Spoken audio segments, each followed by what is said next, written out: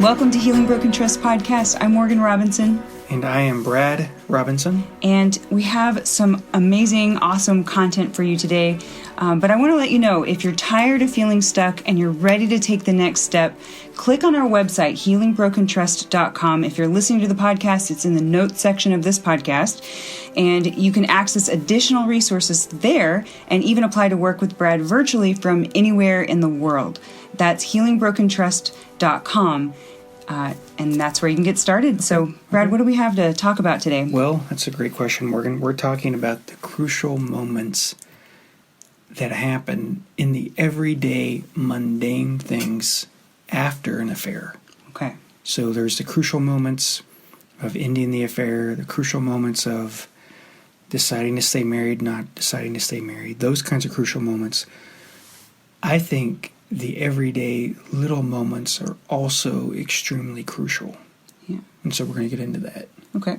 And what I'm sharing is coming from attachment theory, which is really a fantastic theory that organizes a lot of psychology and a lot of thought. And I think that, honestly, I think this is a theory that explains human behavior the best. You've got Freud, you've got cognitive behavioral, you've got all these different ideas, but this, in my opinion, is the one that makes the most sense and really explains why we do what we do as human beings, but also provides a fantastic roadmap on how to heal a broken relationship, whether that be a marriage or a dating relationship.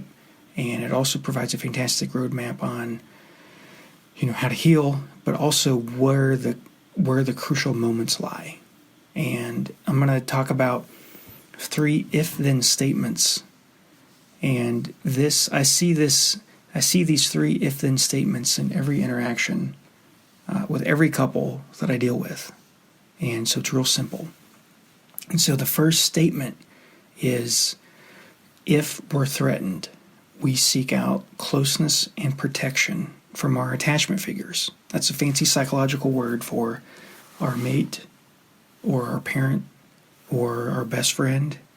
And so when we are threatened or stressed, in today's language, we probably would say stressed, but when we're threatened or stressed, we seek out closeness and protection from our attachment figure.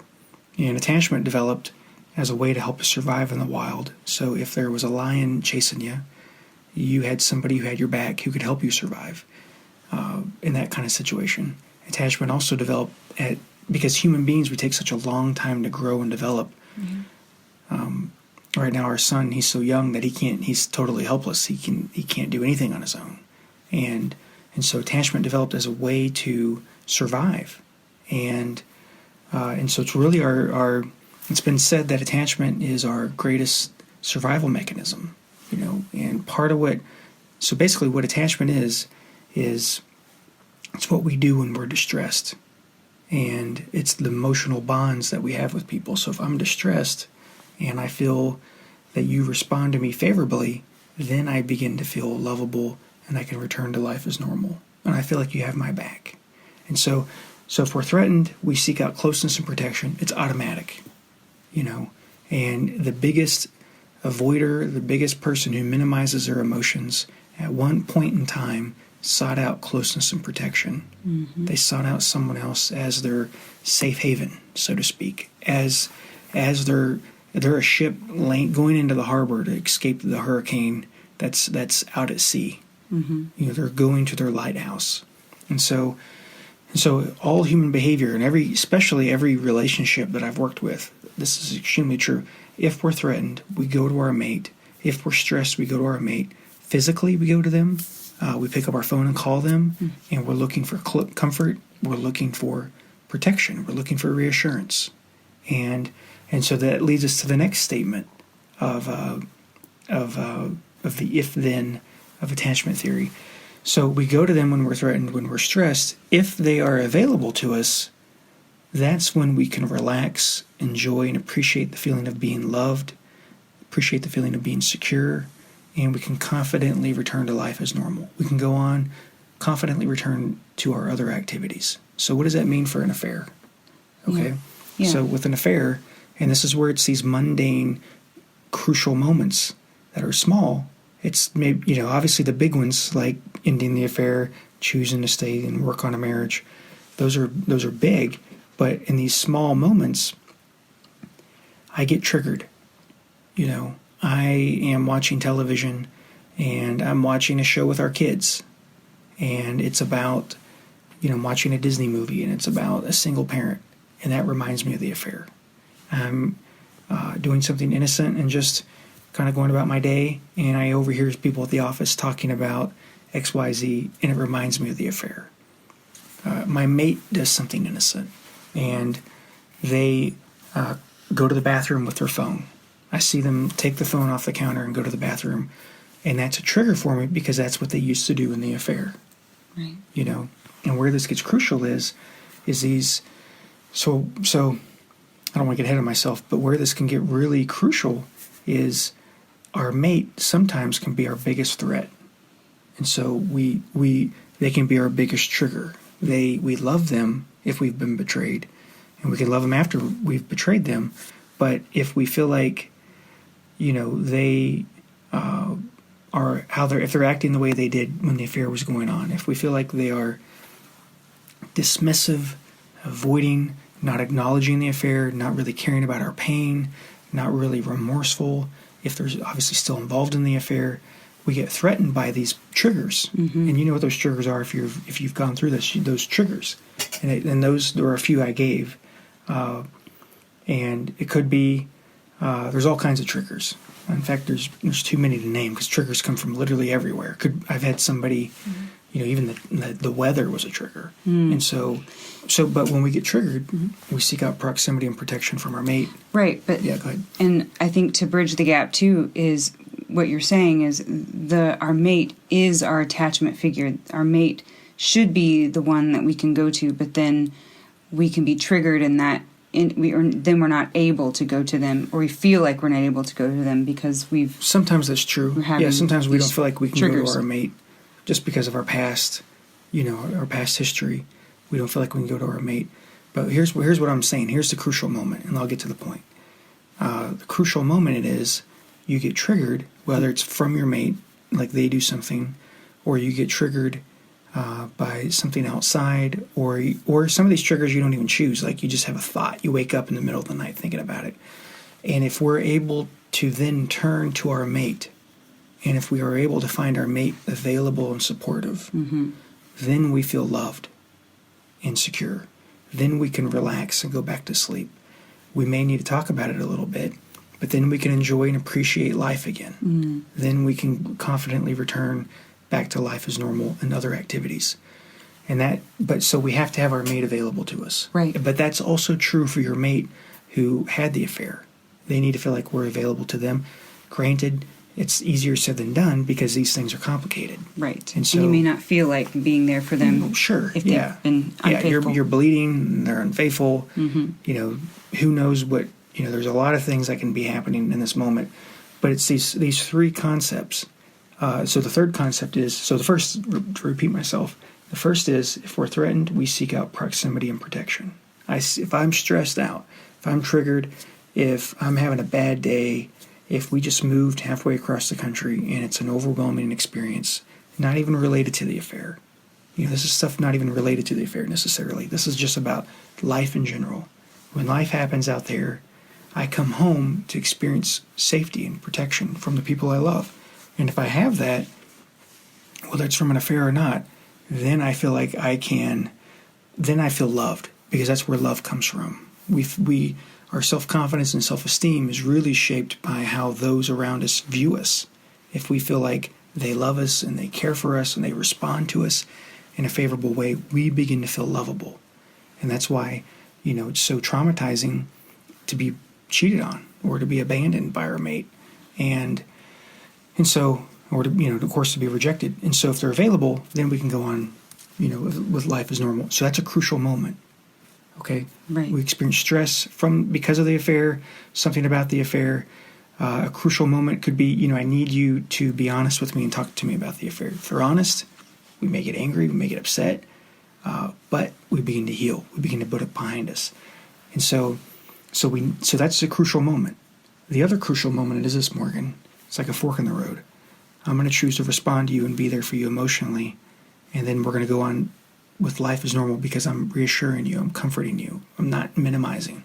I'm not in denial. I'm not placating you. I'm being a healer. I'm being I'm being a nurturer. I'm being a supporter after I've betrayed you.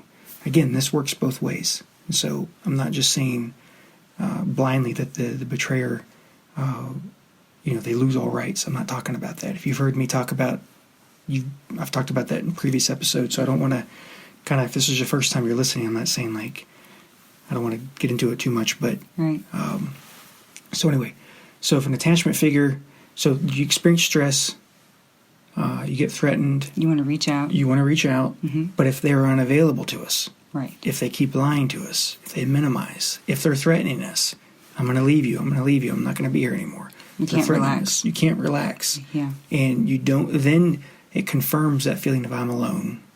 I'm not loved. I'm not supported. And what happens is we begin to try harder to get reassurance. So we become more blaming, more critical, more angry. We go to more drastic measures to almost like force a response. Yeah. Once we get locked in this pursuer mode.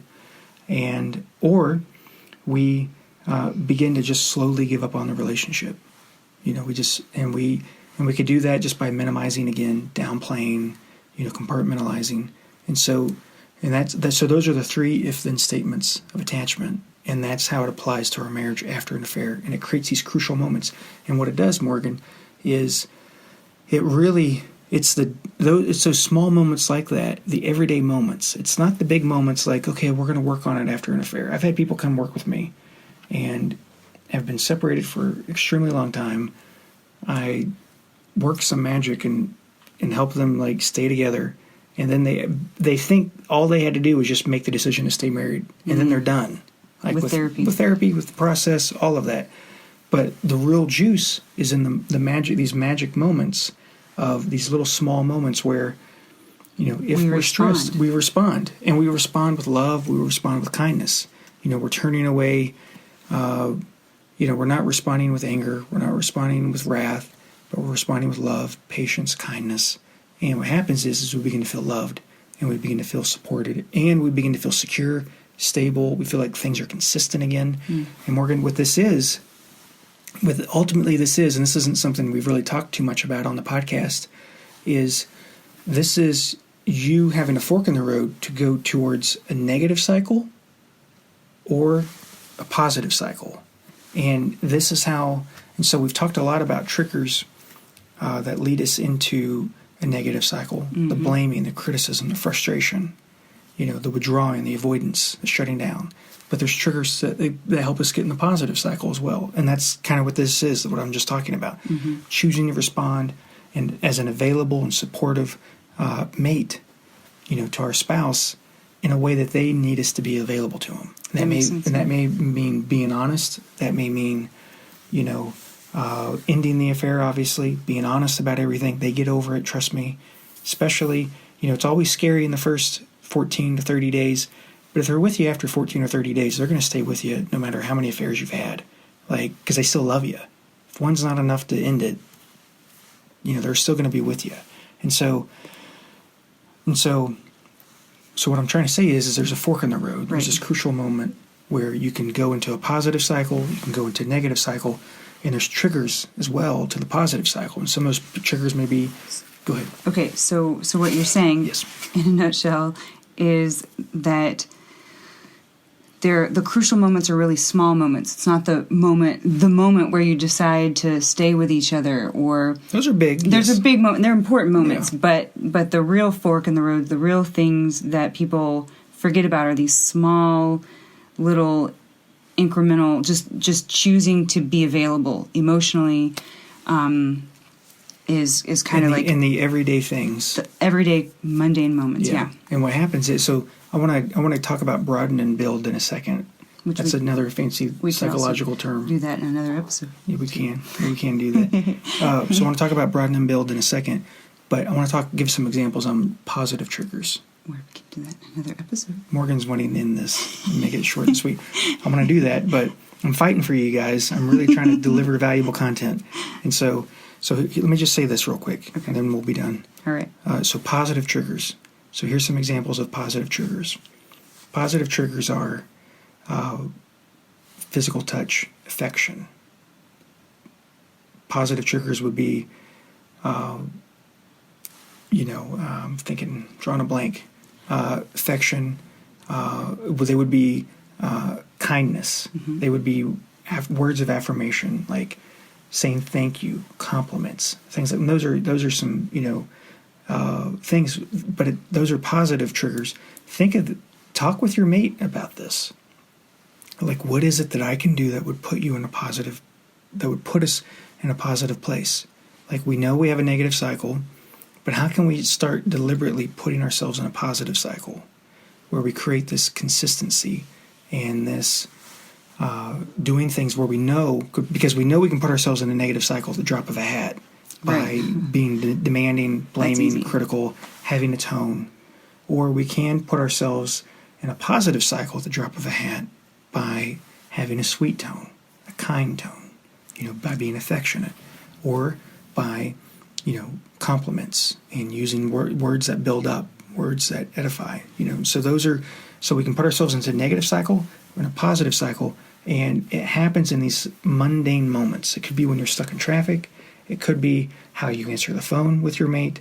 It could be how you respond to stress when you're with them. It could be whatever it is.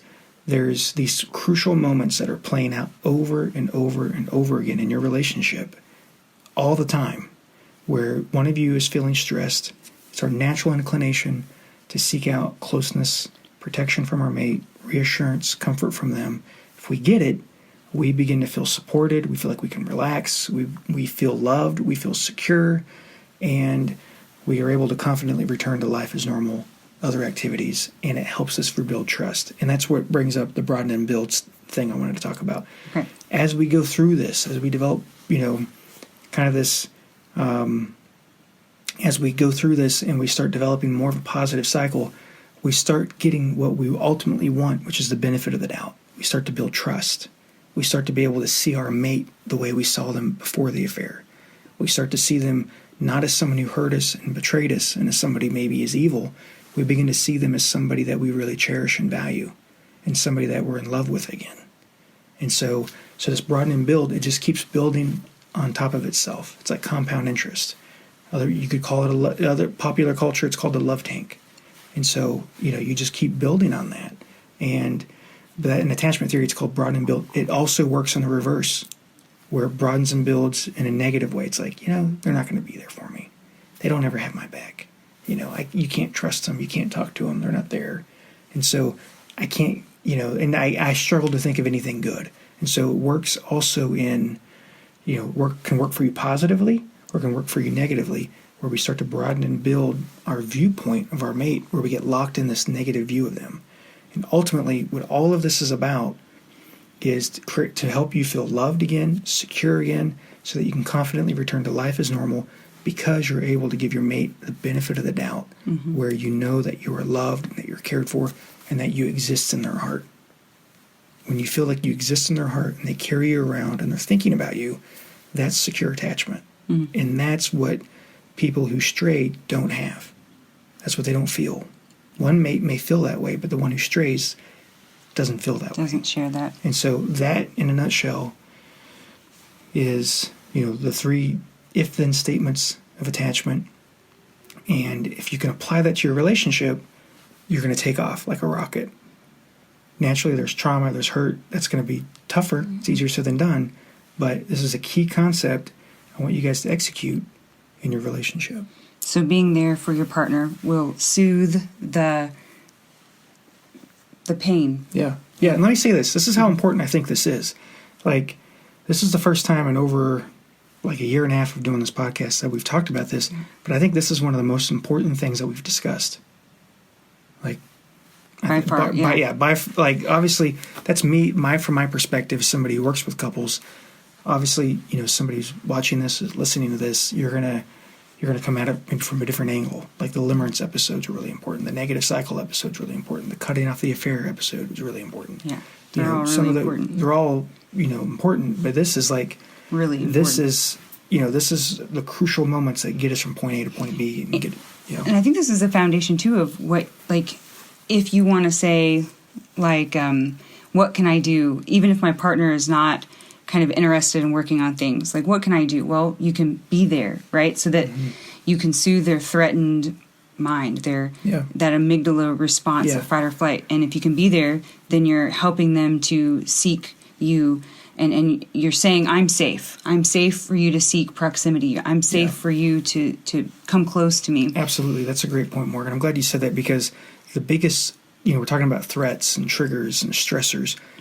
Unfortunately, the biggest trigger, stress, threat to somebody who's been betrayed is their mate, the one who betrayed them. So when their mate who betrayed them isn't really, nurturing, supportive, healer throughout this process, they begin to feel more threatened. They begin to feel like we're not going anywhere. This is helpless. I need you to be honest with me. I need you to talk to me. I need you to tell me the full detail. I need you to give me the relevant information I'm asking for. Right. I need you to have my back. And when I feel that you do, we're moving forward. We're getting there. Sure, there's going to be some hiccups. Sure, there's going to be bumps on the road. But we're largely moving forward because I know that you care. You're not downplaying. You're not minimizing this. You're not ignoring my feelings and my needs. You're not, because when people do that, it comes across as really selfish. Like, you just cheated on me. Right. And you aren't even taking any ownership of this. You don't even seem remorseful. And in fact, on top of that, you're still lying to me. And you're not even letting me kind of get confirmation that it's really over. You're just asking me to take your word for it, that it's over. You're not showing me anything. Mm-hmm. You're not letting me and if I look on your phone or go through your computer or anything like that, you get really angry and defensive. Yeah, I have no reason to trust you. I have no reason to trust you. Naturally, you don't want your mate to see that stuff if you've been involved, because there's going to be stuff in there that's going to hurt them. Granted, I'm not naive on that fact. However, from their angle, the one who's been betrayed, they need that because it actually ultimately creates security. And as the one who was the betrayer of your mate, I guess the word I'm looking for is, unfortunately, you're the biggest threat, but you're also the biggest source of relief too. Right. You're the solution. You're their hope. Right. And I know you feel like a turd and you don't feel good about yourself, and your mate says a lot worse things than that, and you call yourself a lot worse things than that, but you're ultimately, a huge part of this puzzle and moving things forward. And so if you can master this, if you can get this is like the fundamentals of of this. And let me say this, because this is a two-way street. The one who, I'm talking largely about the one who was involved in the affair, being there for the one that they betrayed. Ultimately, this has got to go both ways, because a lot of people who stray first felt rejected as well. They felt rejected first. And so this has got to go both ways, where we're doing positive triggers for each other. It's okay to be angry. It's okay to, at times, be really angry. At times, really hate your mate because they cheated on you. But at the end of the day, we both have to be working towards positive triggers for each other, because, we both have to be there for each other. We both have to be available and supportive at the end of the day. And obviously, this process gets messy at different times. But if we can master this one simple concept that we're talking about, we're going to be able to eliminate the negative cycle because we're aware of it. We've talked about our triggers, but we're also going to be able to put ourselves on a positive cycle, right? And stay there, where ultimately we're living in a place of consistent love, consistent feelings of security, and feeling appreciated, and being able to go on with life as normal.